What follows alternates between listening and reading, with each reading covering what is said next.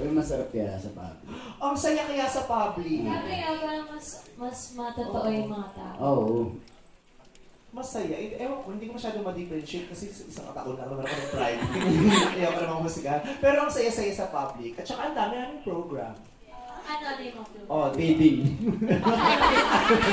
Feeding program. Pagpahit ka sa school, may libre. Totoo! Diba? Every quarter, tinitimbang tayo. Kasi minamonitor ng gobyerno kung nasusolusyonan yung malnourishment. Kasi bulate pa. Pwede ka hindi siya yung bulate. Oo, titignan. Susulitin yung puwet mo para malaman kung may bulate ka. Tapos painumin ka ng kulay pink na gamot. Na nasa maliliit na kape, pinakayo. Tapos kayo iinom ng ganon. Hindi mo na-experience yun? Yako ng budget ng private school.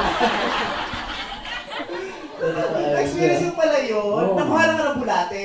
Hindi ako kumakain. Kasi nga social Hindi ako kumakain. Kaya yung friends, ano yung kumakain pagpabulate? Yeah. Tapos next time, ginawa ko na siya. Kasi pwede kang umuwi pagkatapos eh. Oo. Pagka pwede ka na umuwi kasi i-judge mo na yung mga bulate.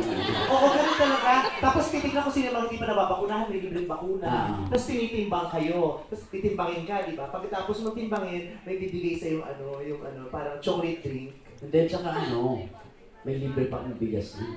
Oo, may pabigas. May bigas. Tsaka lahat notebook ko, pati mga uniform namin, binibigay na.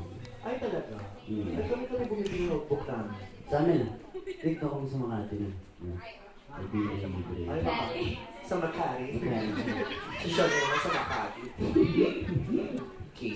Sa amin kasi kami bumibigay. Tapos, hindi nyo na inabot yung artista yung cover ng notebook. Hindi, pero nakikita namin yun. Meron pa kami ganun. Pero ako hindi ako bumibigay. Nagalit pa nga ako sa nanay ko dati. Pero nanghihingi ako. Totoo? Bakit?